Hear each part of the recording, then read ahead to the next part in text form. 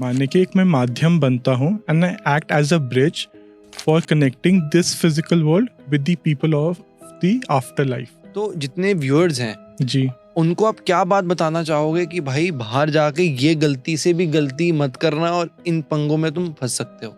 अगर आपको लग रहा है कि जैसे आजकल बहुत लैंडस्लाइड्स होती हैं या आप निकलते हो और बीच में फंस जाते हो, तो जाने से पहले ना हमेशा उस ग्राम देवी देवता को प्रणाम करो। मेरा एक साउथ का क्लाइंट था, उसके लिए मैं रीडिंग करने के लिए साउथ में गया एंड वो बहुत हेवी ब्लैक मैजिक हुआ था कहाँ उसके पर ऊपर। थे गए थे? मैंगलोर से आगे जगह पड़ती है उडुपी। नाक में कॉटन डाल देते हैं, कान बंद कर देते हैं, हम्म, तो कुछ चीजें रिचुअल्स है जो शायद समझ नहीं आते। क्या लॉजिक आपकी नजर में क्या है? हमारा सनातन धर्म में हर चीज का एक लॉजिक है, हमें बस उसका लॉजिक नहीं समझ में आता तो हम शायद से उसको डिस्कार्ड कर देते हैं। आज के पॉडकास्ट के लिए मैं पर्सनली बहुत एक्साइटेड हूँ। लाइक आपसे ऑफ कैमरा बहुत सारी बातें करी, आपने मेरी भी हिस्ट्री मेरे बिना बताए कुछ आपने कुछ बातें बताई, कुछ बातें रखी मेरे सामने। अब मैं बस उस थॉट प्रोसेस के अंदर जाना चाहता हूँ, ये सब क्या है। सबसे Perfect. पहले मैं चाहूंगा कि आप कौन हैं, आप इस प्रोफेशन में कब से हैं और क्यों हैं, आपके मुंह जुबानी जानना चाहेंगे। Right. So, hi, my name is Daksh. As a profession, I'm a psychic medium. Psychic का मतलब होता है person who can tap into the energy of a person with their permission, and I'm able to tell about a past, present, and future. Right? And when we talk about mediumship, माने कि एक मैं माध्यम बनता हूँ and I act as a bridge for connecting this physical world with the people of the afterlife, the souls of the afterlife. Wow. So I'm able to connect the channel and spirits who have passed on, and I'm able to get the last messages like I did in your case. और मुझे वो चीज़ें बताते हैं, समझाते हैं, दिखाते हैं कि क्या लास्ट सोल जब अपने पेरेंट्स से या जब कोई अपना लव्ड वन खोता है तो उसकी क्या आखिरी मेमोरीज हैं, क्या चीज़ें हैं जो अपने फैमिली को पास ऑन करना चाहता है। So, कब से कर रहे हैं आप? So वैसे तो I did my schooling from Springdales, then I did my CA, CS, MCom.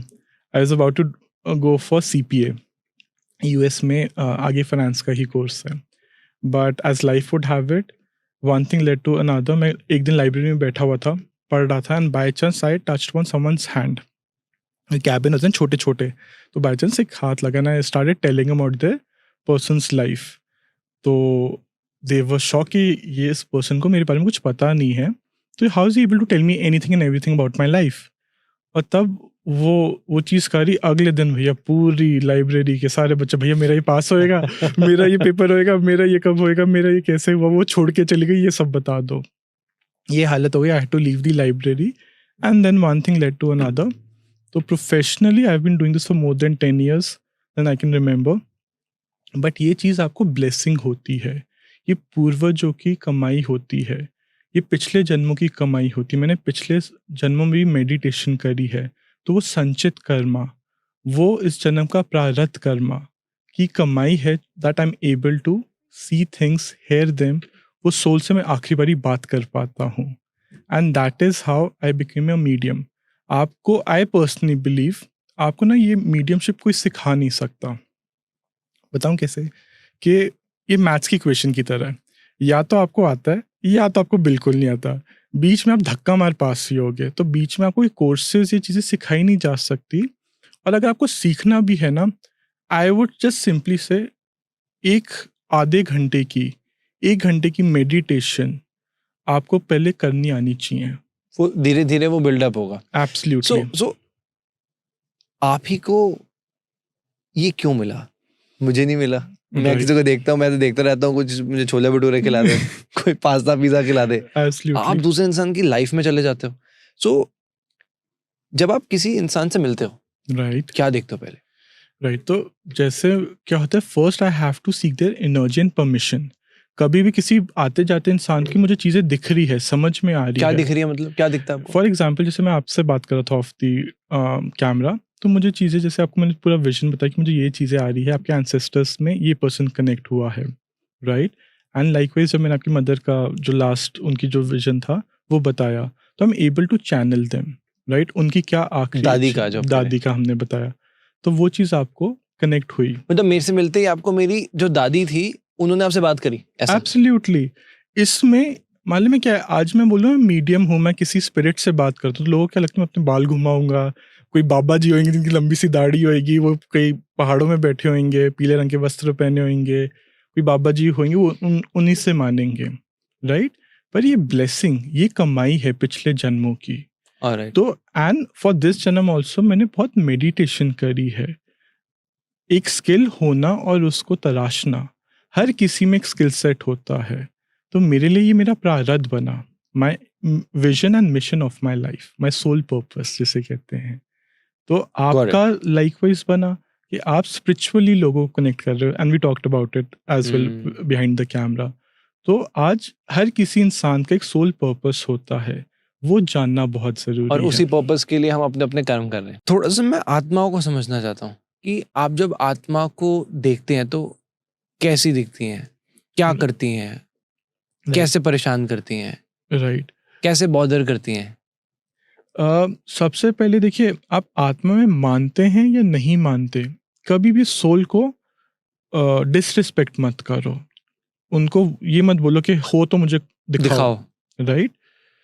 Example, आपको मैं बोलूँ कि राघव, आप मुझे अपनी आइडेंटिटी प्रूफ करो, तो आप मुझे क्या करोगे, आधार कार्ड दे दोगे, दूसरी बारी में शायद से पैन कार्ड दे दोगे, तीसरी बारी में शायद से कोई और डॉक्यूमेंट दे, चौथी पांचवी बारी तक ना आप चिढ़ जाओगे कि भाई तुझे पता नहीं मैं कौन हूँ।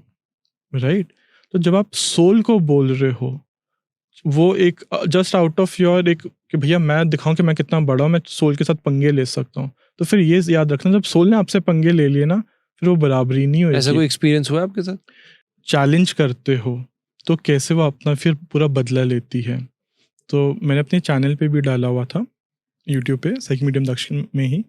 तो एक 3 दोस्त होते हैं, 3-4 दोस्त होते हैं, वो रात को कारोबार करने निकलते हैं। दिल्ली है तो रात को निकलते हैं कारोबार करने, कि बहुत देर से मिले नहीं है, हम रात को पियेंगे दारू और कहीं गाड़ी वाड़ी चलाएंगे और मस्ती करेंगे। अब इसमें से रास्ते चलाते चलाते ये लोग नोएडा से ऑलमोस्ट करते करते मूर्थल की तरफ जाते हैं।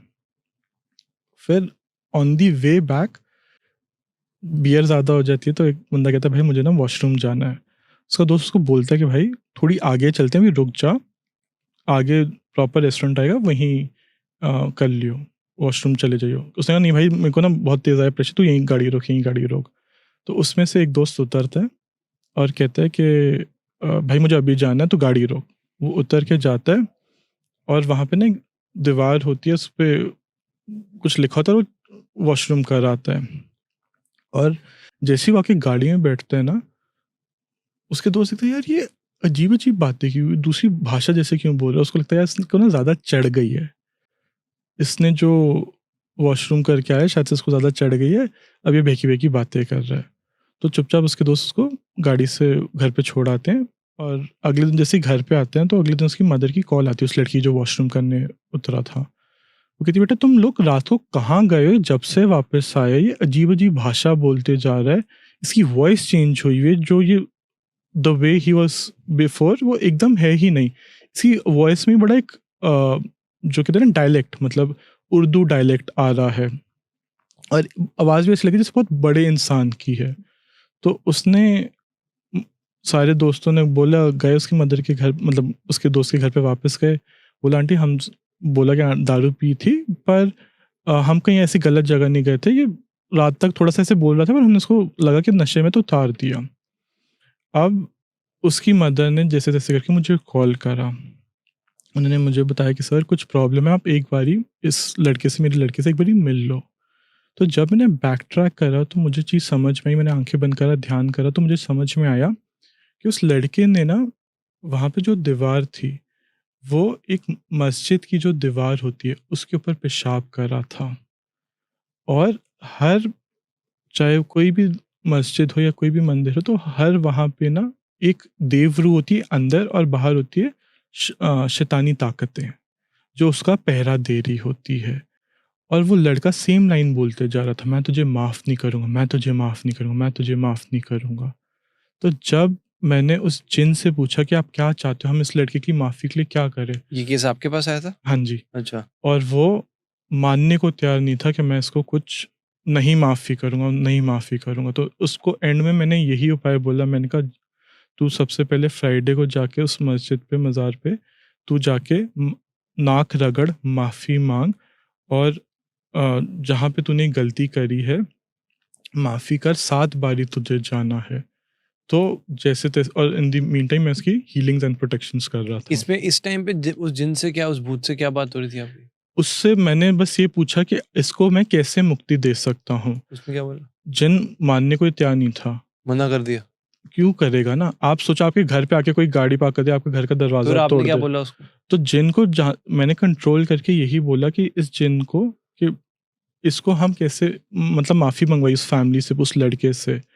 तो उस जिन को जब मैंने कम्युनिकेट करना चाहा, देखो जिन को पकड़ने जाओगे तो जिन हमेशा एक धक्का मारेगा आपको भी।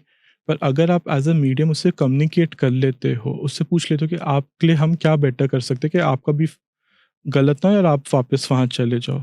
तो फिर उसने ही मुझे गाइड करा कि इसको वहाँ पे जाके 7 बारी नाक। 7 नाक रगड़नी है, 7 फ्राइडेज़ वहाँ जाके उसको माफ़ी माँगनी है, चादर चढ़ानी है। राइट। तो ऐसी क्या-क्या गलतियाँ होती हैं जो लोग अक्सर कर देते हैं? जैसे कभी-कभार लोग पहाड़ों में जाते हैं और लोग ना ध्यान नहीं देते। तो जितने व्यूअर्स हैं, जी। उनको आप क्या बात बताना चाहोगे कि भाई बाहर जाके ये गलती से भी गलती मत करना और इन पंगों में तुम फँस सकते हो? राइट, सबसे पहले तो मैं यही बोलूँगा कि कभी भी आप पहाड़ में जा रहे हो तो वहाँ की ग्राम देवी देवता जो होते हैं, उनका अपमान मत करो। आप मानते हो, नहीं मानते, दैट्स योर पर्सनल चॉइस। पर आप किसी भी शक्ति का अपमान करोगे ना, तो बुरी चीज़ें आपके पीछे-पीछे आएँगी। दूसरा, अगर आपको लग रहा है कि जैसे आजकल बहुत लैंडस्लाइड्स होती हैं या आप निकलते हो और बीच में फँस जाते हो, तो जाने से पहले ना हमेशा उस ग्राम देवी देवता को प्रणाम करो। अच्छा। एग्ज़ाम्पल, जैसे आप हिमाचल प्रदेश जा रहे हो और आपको ग्राम देवी देवता का नाम नहीं पता, तो आप सिर्फ़ बोलो कि हे देव शक्तियाँ जो हिमाचल प्रदेश में स्थापित हैं, जो वहाँ के विराजे हुए हैं, मैं उनको प्रार्थना करता हूँ या करती हूँ कि मेरा ये सफ़र अच्छा निकले और मेरी रक्षा करना। आप बेसिकली भूदेवी मतलब धरती माता को प्रे कर रहे हो और उन शक्ति को प्रे कर रहे हो कि मुझसे कोई भूल चूक ना होए और मेरी रक्षा करना।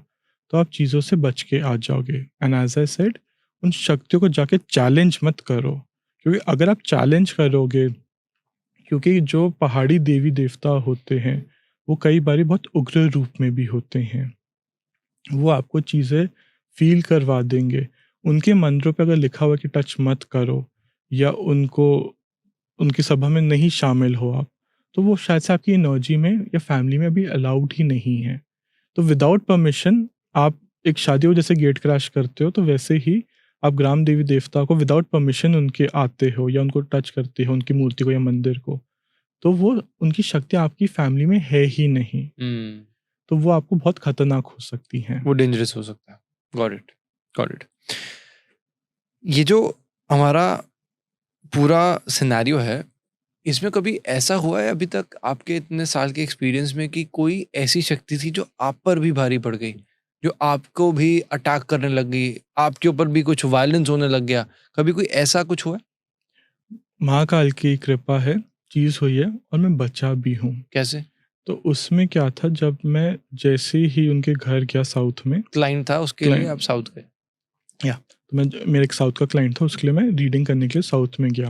एंड वो बहुत हेवी ब्लैक मैजिक हुआ था कहाँ उसके पर ऊपर। थे, गए थे? मैंगलोर से आगे जगह पड़ती है उडुपी। उडुपी। तो हम वहाँ गए थे और वहाँ पे एनर्जीज बहुत ज़्यादा खतरनाक थी।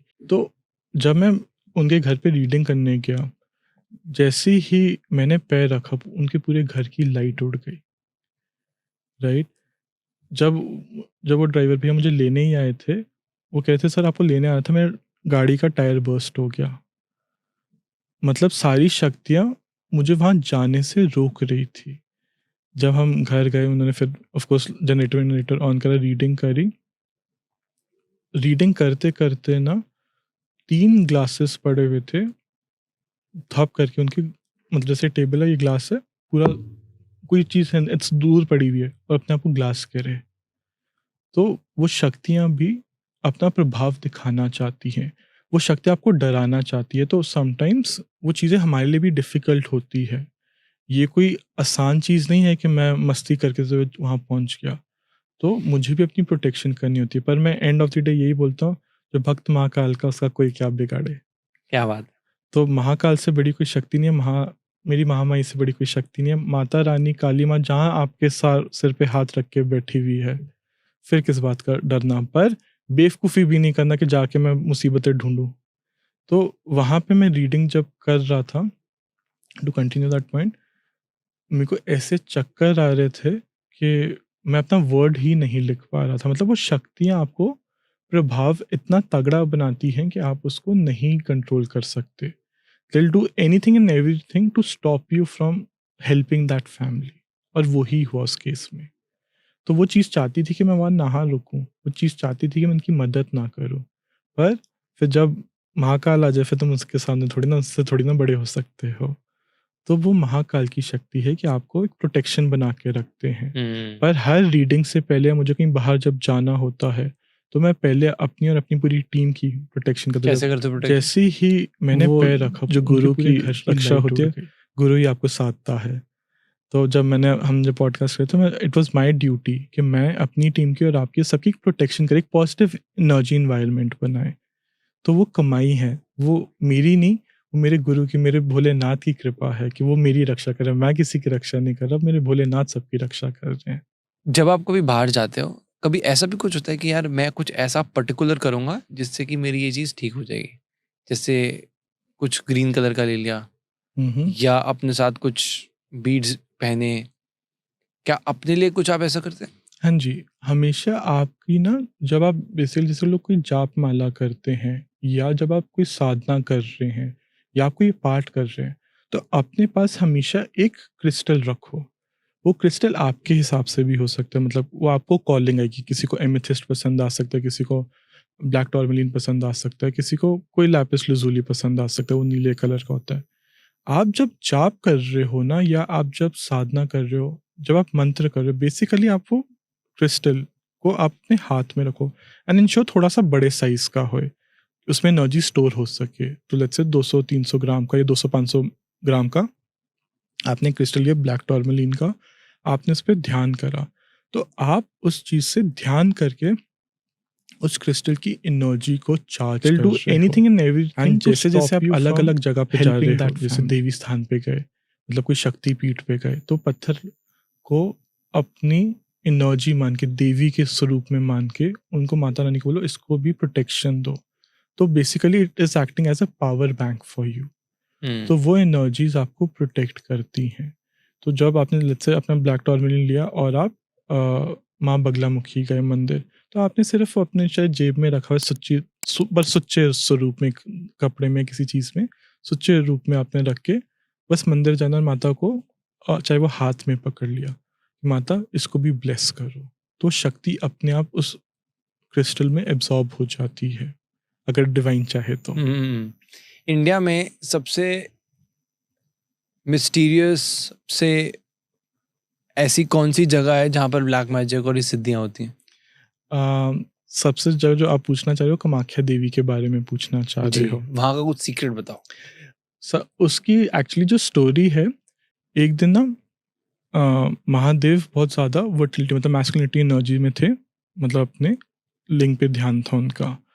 तो कामदेव ने आके बोला कि मैं वहाँ पे आया, आपने मुझे ध्यान नहीं दिया, आप उस शक्ति में हैं। तो आप, कामदेव ने उनको श्राप दिया था महादेव को कि आपकी अब जो वर्टिलिटी है वो चली जाएगी, मैस्कुलिनिटी है वो चली जाएगी। तो महादेव ने कामाख्या देवी में माता के आगे प्रे करा था उस रूप में, वो योनि के रूप में है। तो आज जो लोग मेंस्ट्रुअल या मेंसेस को खराब या गंदा मानते हैं, तो ये भी जानिए एक मंदिर है इंडिया में सबसे प्रसिद्ध, जहाँ पे लोग उसके दर्शन के लिए जाते हैं। तो वो ताकत कितनी अच्छी है। पर आप वहाँ जा रहे हैं, वहाँ कोई मजाक की जगह नहीं है। वैसे भी कहा जाता है आपको वहाँ पे बुलावा आता है, आप घूमने नहीं जा सकते। और वैसे भी जब आप जाओगे तो आप 3 बारी जाओगे, एक बारी नहीं, आप 3 बारी जाते हो कामाख्या देवी जब आपको बुलावा आता है। कैसे? One way of the other ऐसा ही सिचुएशन बनेगा कि आपको जाना पड़ेगा फिर से। पहली बारी जाओगे तो आपको शायद से एनर्जीज ही ना समझ में। दूसरी बारी मैं अभी किसी का पोस्ट पढ़ रहा था, तो दैट मेंशन्ड, मैं पहली बार गया तो मैं बहुत डिसोरिएंटेड था, दूसरी बारी गया तो मुझे ऐसे लगा कि ये अपनापन है, और जब तीसरी बारी गया तो कहते हैं I felt that charge and the energy you are able to feel. दूसरा, जो तंत्र क्रिया करी जाती है वो बहुत खतरनाक है। मैं यहाँ पे केस बताना चाहूँगा। मेरे पास एक केस आया था, वो लड़की थी, कॉलेज स्टूडेंट, बट बहुत वेल टू डू फैमिली से, लोडेड जिसे कहते हैं ना, मतलब भरे हुए पैसे उसके पास थे, तो उसके लिए money was not a problem.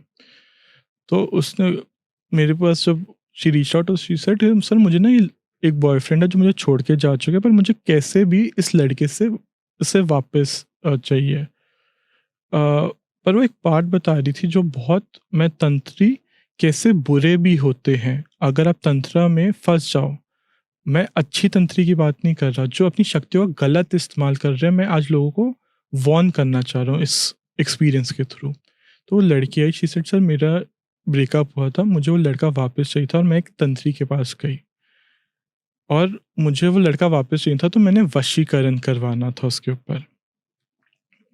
तो आई सेड ठीक है, मैंने तब तक कुछ उसको बोला नहीं, I was just listening to her point. अब मेन बात, उस तंत्री को समझ में आ गया कि ये जो लड़की है ये बहुत वेल टू डू है, ये अच्छे घराने से, तो इसके पास अच्छा खासा हिसाब है। उस तंत्री ने क्या करा, उस लड़के को तो क्या ही बांधना था, उसने उस लड़की को ही बांध दिया।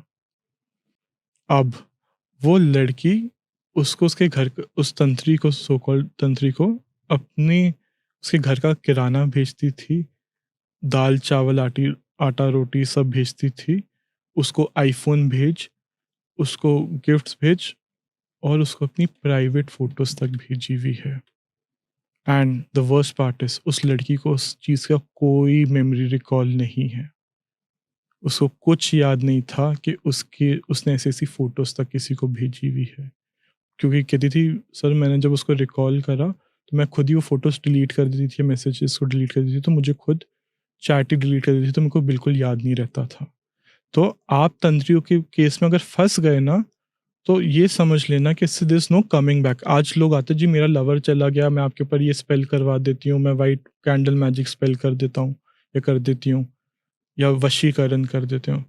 भैया पहले ये बात समझो, जिसको पाने जा रहे हो ऐसा ना वो आपके ऊपर ही कुछ कर दे। क्योंकि अगर वो असली खिलाड़ी है और अगर उसको समझ में आ गया कि आप एक मोटी पार्टी हो दिल्ली की भाषा में, तो वो आपको ही सबसे पहले आपके ऊपर ऑब्वियसली ये करेगा। स्कैमर्स तो बहुत ज्यादा आजकल। स्कैमर्स तो इस, चलो जो फेक वाले हैं, पर एक तंत्री अगर अपनी पे आ जाए, वो कैसे चीज़ों का गलत इस्तेमाल भी करता है। तो आपको अपना लवर वापस चाहिए, जानो कि ये चीज़ भगवान ने आपसे कोई चीज़ ली है ना, उस खुदा को पता है वो क्यों ली है। आप उससे ज़्यादा सयाने नहीं हो, आप उससे ज़्यादा समझदार नहीं हो। तो तंत्रियों के केस में अगर आप फंस गए ना, there always and always be a backlash. मतलब आप किसी के लिए बुरा करोगे, किसी की फ्री विल से आप उसको वश में करना चाहोगे, तो आपको भी 10 गुना चीज़ें अच्छा, देनी पड़ेगी। स्पिरिट्स के कुछ सीक्रेट बताओ मुझे। स्पिरिट्स के सीक्रेट, मेरे को जो फर्स्ट, एक मेरे को पॉजिटिव एनर्जी केस में अगर पहले मैं बात करना चाहूँ, सी स्पिरिट्स आपके एंसेस्टर्स होते हैं, दो फॉर्म। जब एक सोल जाता है तो दो फॉर्म बनता है, या तो पितृ या तो प्रेत। पितृ मतलब आपके एंसेस्टर्स, आपके पूर्वज, जो पॉजिटिव सोल हैं, वो आपकी हमेशा मदद कर रहे हैं, वो आपको हमेशा कनेक्ट कर रहे हैं, वो आपको चीज़ें समझा रहे हैं। यहाँ पे आते हैं फिर प्रेत। प्रेत आपको हमेशा अपना इशारा दिखाएगा, बताएगा कैसे। आपके घर में बड़ी बदबू एकदम से फैल जाएगी, ऐसे लगे जैसे कोई बड़ी खराब टमाटर प्याज किसी ने रखा हुआ है। आपके घर का सामान टूटेगा, कांच का सामान बार बार टूट सकता है। आपके घर में कोई एक्सीडेंट हो सकता है, या कोई गाड़ी का एक्सीडेंट हो सकता है, या गाड़ी से एक्सीडेंट होते होते बचे वो। ऐसे भी केस है जहाँ पे लोगों को ऐसे लगता है जैसे उनको किसी ने धक्का मारा है। तो ये आपको कभी कोई बोले ना आपके बारे में ब्लैक मैजिक है, तो जानिए ब्लैक मैजिक के भी एक फिजिकल सिम्टम्स होते हैं। आपकी बॉडी पे ब्रूजेस आएंगे, आपके मेंसेस एकदम खराब हो जाएंगे, और हमेशा एक सिम्टम्स होंगे। तो कभी भी एक प्रेत को या कोई भी एनर्जी को जाके चैलेंज मत करो। और आपको नहीं संभालना आ पा रहा तो किसी एक्सपर्ट से या बेटर पर्सन से प्रोफेशनल एडवाइस लो। एंड मैं हमेशा एक बात बोलता हूँ, हर किसी से अपनी टैरो कार्ड रीडिंग मत कराओ, हर किसी से अपना एस्ट्रोलॉजिकल चार्ट मत दिखाओ। आपको क्या पता वो पर्सन आपकी कुंडली के ऊपर दोष या नजर नहीं बना के बैठा हुआ। जो सही है उसी के लिए हम ऑब्वियसली और यहाँ पे एक पॉइंट मैं बोलना चाहता हूँ, आज हर कोई बोल देता है मैं साइकिक हूँ, राइट, मैं टैरो कार्ड रीडर हूँ। अगर आप रियल साइकिक हो ना, आपको उस पर्सन से कभी कोई बैक क्वेश्चंस नहीं लेने चाहिए, कोई उस पर्सन की बैक इन्फॉर्मेशन नहीं पता होनी चाहिए, कोई क्वेश्चंस पहले से नहीं पता होने चाहिए। अगर आप उस इंसान के या एक लेट्स से क्लाइंट आता है और मैं उससे पहले ही या कोई पर्सन उसके पहले ही क्वेश्चंस पूछ रहा है या बैक वो स्टोरी तो पूछ इजी रहा हो गया ना, वो तो तो ऑब्वियसली बात है कि आज इंडिया जीतेगा, हाँ जीतेगा, मैं जीते वो तो obvious- जीतेगा, वो तो हाँ या ना रहेगा ना, अब मैं तो बोलूंगा ही ना इंडिया जीतेगा, जीत गया तो ये थोड़ी कि मैं फायदा। ऑब्वियसली तो वो that is putting 2 and 2 together, तो 2+2 तो कोई भी कर लेगा। तो आपका रीडर वो होना चाहिए, जैसे मैं आपके केस में बैठा तो मैंने आपसे कोई बैक स्टोरी नहीं ली, कोई इन्फॉर्मेशन नहीं ली, मैंने आपको बताया कि ऐसे ऐसे चीजें चली, ये चीजें हैं। अभी बीच में लाइट चेंज हुई थी, आपने देखा था? वो कैसे हुई? वो बाप बताओ। बट या जब सोल होती है ना, they are radiating at a certain frequency. Example के पॉइंट ऑफ व्यू से बोलता हूँ, लेट्स से इलेक्ट्रिसिटी, मैं एग्जाम्पल बोल रहा हूँ, राइट, हाइपोथेटिकल एक नंबर बोलता हूँ कि इलेक्ट्रिसिटी इज एट 50 हर्ट्ज की रेंज पे, राइट। तो जो सोल होता है ना, वो अपनी एनर्जी फ्रीक्वेंसी भी, जो आज लोग ऐसे लेके घूम रहे होते हैं गॉजिंग मीटर्स और ये सब, वो भी एनर्जी लेवल पे होते हैं, वो भी एग्जाम्पल 50 हर्ट्ज पे हैं। तो वो क्या करते हैं, अपनी लाइफ दोनों चीज़ें इंटरेक्ट होती है। तो जैसे एक एमसीबी का स्विच गिरता है ना, तो वो चीज़ इंडक्शन इफेक्ट ना होते हुए ऐसे लाइट अपना इफेक्ट चेंज करती है, राइट, बिकॉज वो सोल अपना प्रेजेंस दिखाना चाह रहा है यहाँ पे। एंड ये इंडक्शन इफेक्ट तब होता है जब एक बार बार एक फ्रीक्वेंसीज चेंज होए, बट वो साइंटिफिक ना हो कि मतलब एक साइंटिफिक पॉइंट ऑफ व्यू को, this is scientific induction effect. और ये सोल कैसे आपको कम्युनिकेट कर रहा होता है, क्योंकि बहुत बारी लोगों को अपने घर में लाइट भी फ्लिकर होते हुए दिखती है। इसका क्या मतलब हुआ? तो क्या जनरली अगर एक बार बार पहले तो चेक करो कि कोई बल्ब तो खराब नहीं है। बट अगर बल्ब के अलावा वो लाइट की, अगर वहां आपको लगता है कोई सोल है, तो उससे पूछो कि if the soul is there, मुझे लाइट को 3 बारी फ्लिकर करवा, तो 3 बारी फ्लिकर ऑन ऑफ होना अभी चाहिए। भी शायद 3 ही बार हुआ था, आपने ऐसे कब बोला था क्या मन में? Not everything is said on camera. तो ये चीजें आपको सोल आंसर देगा, तो इसका मतलब अभी भी सोल यहाँ पर है? Yes, souls are always around us, always around us. But हम 3D डायमेंशन में, 5th 7th 11th डायमेंशन में हो सकते हैं। तो वो एक लेयर के ऊपर लेयर है, तो वो हमारे साथ होके भी वो अलग है। इंटरस्टेलर का कॉन्सेप्ट और मल्टी डायमेंशन मल्टीवर्सेस हो जाएंगे कॉन्सेप्ट, बट वो थोड़ा सा टेक्निकल हो जाए। बट पॉइंट हियर भी, सोल्स हमेशा हमारे साथ हैं, राइट। हम उनको नहीं देख पा रहे, इसलिए हम उनको मानना नहीं आप चाहते। देख पा रहे हो? यस, बट मैं अपनी फ्रीक्वेंसी को उस टाइम बंद करके बैठा हुआ हूँ। मेरे लिए कहीं बाहर निकलना या कहीं बाहर जाना बहुत मुश्किल है। मैं कोई मूवी देखता हूँ, जैसे आपने कोई मूवी देखी नन, आप देख सकते हो, मैं देखता हूँ तो मैं पूरी एक्चुअली उस फ्रीक्वेंसी में चले जाता हूँ, क्योंकि जब वो मूवी बन रही थी, they would have used real psychics and mediums जो स्पिरिट को डिफाइन कर रहा है, उनको चैनल कर रहा है। तो मेरे लिए वो चीज़ ऐसे लगता है कि वो चीज़ मेरे साथ आके बैठ जाती है उसी time, because I am able to channel. और दैट इज़ हाउ, जब हम कंतारा का ऑफ द रिकॉर्ड्स बात कर रहे थे, I am able to channel those energies. वो उनका प्यार है कि मुझे दिखा सकते हैं। तो स्पिरिट आप मतलब आपके साथ बैठ जाती है आके, क्या बात होती है?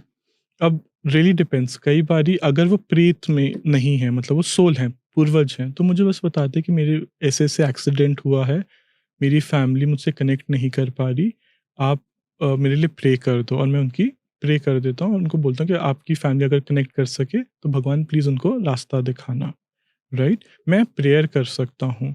मैं किसी को कोई बोले ना मैं मुक्ति देता हूँ, मैं मानता हूँ वो सिर्फ मेरे कान्हा दे सकते हैं, भोलेनाथ दे सकते हैं, मैं किसी को मुक्ति नहीं दे सकता। पर हाँ, देखो माध्यम तो बन रहे हो ना, वो तो आप ना माध्यम- मानो अलग बात है। वो पर मैं उसका भी श्रेय अपने भोलेनाथ को देना चाहता हूँ। जी जी जी जी जी। सो मैं अब थोड़ा सा आफ्टर डेथ पे आना चाह रहा था।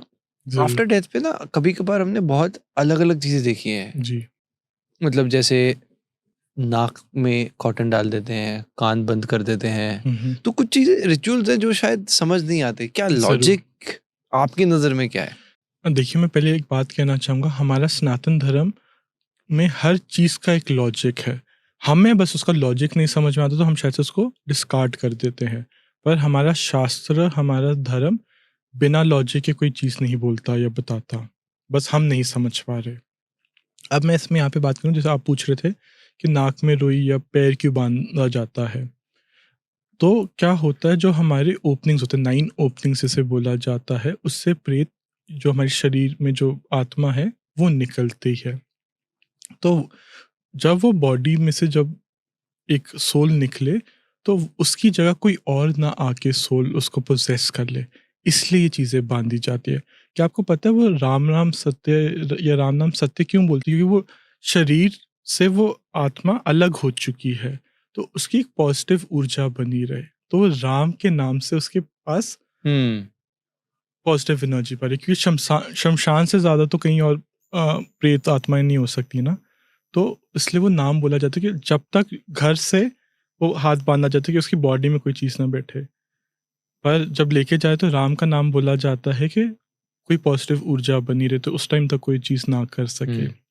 और जब जलाया जाता है तो फिर क्रियाकर्म करा जाता है। यहाँ पे एक बड़ा इंटरेस्टिंग केस है जो इंडियन एक्सप्रेस ने, this is on government records as well, और काफ़ी जर्नलिस्ट और काफ़ी पेपर्स ने भी पब्लिश करा है। अच्छा। शिवा एंड सुमित्रा का केस। ओके। एक लेडी थी यूपी में, उसकी डेथ होती है और उसको कुछ देर बाद, 20-30 मिनट के बाद, वो वापस उठ खड़ी होती है और वो कहती है कि मुझे स्वर्ग दिखा और वहाँ पे बहुत अंधेरा था। आप गूगल पे जाके शिवा एंड सुमित्रा केस लिखिए, रीइंकार्नेशन। तो उसमें जब वो बॉडी थी, वहाँ पे जैसे ही वो शमशान में जाती है, वो उस केस में क्या होता है, उस लेडी का नाम होता है मरने से पहले सुमित्रा, और वो डेथ के बाद ऐसे खड़े बैठ जाती है और कहती है मैं स्वर्ग होके आई हूँ, वहाँ बहुत अंधेरा था और अब मेरा नाम शिवा है। और वो चीज़ वो सोल बताता है कि मेरी 2 महीने पहले ही मर्डर या डेथ हुई है इस कारणवश, और वो जो सोल अपने आप का नाम शिवा बता रहा था, उसने ऑन रिकॉर्ड 23 लोगों को इन पर्सन या वाया फोटोज उनको आइडेंटिफाई भी करा है। तो भटकती आत्माएं बहुत ज़्यादा आपकी बॉडी को कई बार पोजेस भी करना चाह रही होती है। इसलिए हमारे धर्म में और शास्त्रों में कहा गया है कि आज जब मृत्यु के बाद शरीर को जला देना चाहिए, क्योंकि कोई ना कोई और बॉडी उसको कोई आत्मा repossess ना उसके कर अंदर आ ले। सकता है। ओके। तो ये अगर चीज, ऐसा भी हो जाता है, मतलब Yes, आत्मा आ जाती है ऐसे, तभी exactly, पैर बांधते हैं डेड बॉडी के। क्योंकि जनरली जो Okay. बुरी शक्तियां होती है वो नीचे से, जो एनस होता है जहाँ से हम सिक्रीट करते हैं, वहां से वो अपने अंदर आती है। अंदर घुसती हैं, क्योंकि लोअर एनर्जीज होती हैं। तो इसलिए पैर बांधे जाते हैं, इसलिए नाक बांधा जाता है, कान के ऊपर रुई रखी जाती है, और इसलिए छींटा मारा जाता है गंगा जल का कि सुच्ची और पवित्र रहे। तो ये चीज़, और ये अलग अलग अकाउंट्स में भी बोला गया है, काफ़ी वीडियोस भी बनी इनके बारे में। Reincarnation and possession is very much true. आप जिस होता है। चीज़ को नहीं समझते, आप शायद से उसकी तरफ रिस्पेक्टफुल रहिए, जानिए, पर उड़ता हुआ तीर ना लीजिए। इसमें मैं एक केस बताना चाहूँगा। मैं वहाँ पे एक पैरानॉर्मल इन्वेस्टिगेटर था, Okay. जो अभी बहुत रिसेंटली फेमस भी थे, और he was very good at his work. उनका नाम था लेट गौरव तिवारी। लेट। राइट। तो गौरव तिवारी जो पैरानॉर्मल इन्वेस्टिगेशन करते थे, वो हर चीज़ को डॉक्यूमेंटेड करते थे। आज पुलिस ने उनकी फाइल बंद कर दी, सेइंग के उनके पास फाइनेंशियल क्राइसिस है, इसलिए उनकी डेथ हुई है। और आपको पता है उसका कॉज ऑफ डेथ क्या था? उसने कुछ दिन पहले एक जगह पे जाके स्पिरिट से कनेक्ट करने की कोशिश करी, और वो एनर्जीज बाय चांस इतनी उसके ऊपर हावी हो गई कि वो लड़का ठीक ठाक था उसकी वाइफ के हिसाब से, पर वो बाथरूम में जाता है और अपने आप को हैंग कर लेता है। वजह क्या है? आज तक किसी को नहीं पता, पर अगर एज अ साइकिक मीडियम जो मैं इसको समझाना चाहूँ, तो उसने बहुत सारी एनर्जीज को क्रॉस वेरीफाई, उनका जो मैं कहता ना अस्तित्व के ऊपर बात मत उठाओ, वो एक पॉइंट को प्रूफ करना चाह रहा था। तो आज जब आप कहीं जगह पे जाते हो, वो सोल छोटी छोटी शायद से कुछ ना कर पाए, पर जब वो छोटी छोटी सोल 100 लोग बन जाए, 100 आत्माएं प्रेत तो वो बन बहुत जाए, ज्यादा तो वो बहुत ज्यादा I get it. कंट्रोल हो जाता है। और ये शक्तियाँ कैसे काम करती हैं, ये आपके दिमाग में ना बार बार एक इल्यूशन क्रिएट करेगी। I am not good enough, आप अपने आप को, आपकी यहाँ पे कोई वैल्यू नहीं है, आपको कोई प्यार नहीं करता, आप मर जाओ, आप मर जाओ, मर जाओ। आपके दिमाग में बस एक बात चलती रहती है और आप आइडली उसमें आ जाते हो, क्योंकि ऑब्वियसली बंदा ऑलरेडी इतना नेगेटिव हो गया। इन्फ्लुएंस हो जाता है। सो अब बातें तो बहुत सारी हैं और समय कम है, जी। बट अगर मैं in short as a psychic आपकी पूरी जर्नी को इन ब्रीफ समझना चाहूँ, और अगर आप कोई लास्ट मैसेज अपनी ऑडियंस को देना चाहें, तो क्या होगा? राइट। सबसे पहले ये समझो कि आपको इंसान से नहीं, अपने खुदा से जुड़ना है। आपको अपने भोलेनाथ से जुड़ना, अपने कान्हा से जुड़ना है। आज लोग वृंदावन तो जाते हैं अपनी ख्वाहिशें मांगने के लिए, या बालाजी जाते हैं अपनी ख्वाहिशें मांगने के लिए। हम उनको शुक्राना नहीं करते कि प्रभु आज मेरे लिए आप 4-4, 10-10 घंटे आप खड़े रहे दर्शन देने के लिए। तो प्रभु को शुक्राना करना बहुत ज़रूरी है। प्रभु से जुड़ो। जो पर्सन आपको बोलता है ना कि आप मेरे पास आओ, मैं ही आपका ब्लैक मैजिक उतार सकता हूँ या उतार सकती हूँ, वो कुछ नहीं कर सकता। क्योंकि जो स्पिरिचुअल एनलाइटेंड सोल है वो आपको हमेशा खुदा से जोड़ेगा। मेरे पास बहुत लोग बोलते हैं सर मेरे पास ना कोई गुरु नहीं है, मेरे पास कोई पर्सन नहीं है जिनको मैं मान सकूं या मानूं। तो मैं उनको हमेशा बोलता हूँ आप या तो महाअवतार बाबा जी के बारे में पढ़िए, उनके बारे में करिए, नीम करोली बाबा के बारे में करिए। और अगर आपको तब भी कुछ नहीं समझ में आ रहा, कोई दिशा नहीं दिख रही, और अगर आपको कोई नहीं समझ में आ रहा, तो आप गुरु दत्तात्रेय, जो सर्व गुरु कहा गया, जिनको कहा जाता है 24 गुरुओं का स्थान दिया गया है, आप उनको ही पूछ सकते हो, क्योंकि सारे गुरु उन्हीं में समाते हैं। वो ब्रह्मा विष्णु महेश का ही रूप बोला जाता है। एंड एज आई सेड, आपको कोई ब्लैक मैजिक बोल रहा है तो पहले जानिए स्पिरिचुअल अवेकनिंग इतनी आसान नहीं है जितनी आजकल लोगों ने यूट्यूब और इंस्टाग्राम पे बना दी है। ये चीज़ें इतनी आसान होती तो मैं कहता हूँ हमारे ऋषि वेद महंत जो सतयुग में पैदा होते मस्त कलयुग में पैदा होते, 2-5-20 हज़ार रुपये देते और अपने चक्रास खुलवा लेते, उनको साधना करने की ऐसे ही हो जाता ना, but it's that's not that. तो these things, spiritual awakening is earned. बहुत पीड़ा होती है आपको एक तप करने में, और जानिए आपके साथ कोई नहीं है तो आपके प्रभु आपके साथ हैं, और उनको शुक्राना और दिल से जुड़ना बहुत ज़रूरी है। एंड कोई ब्लैक मैजिक बोलता है तो always go to a person जो आपको डराए नहीं। आपको आपके बारे में आप डराते तो नहीं? आपको लगा नहीं। फिर आपने खुद की बात का जवाब दे दिया। ठीक है, thank you so much. Thank you it so was much. Great having you. बहुत सारी इंटरेस्टिंग बातें about spirits, about black magic, about so many things, और अपना समय देने के लिए बहुत बहुत शुक्रिया। Thank you so much. जय श्री महाकाल। जय श्री महाकाल।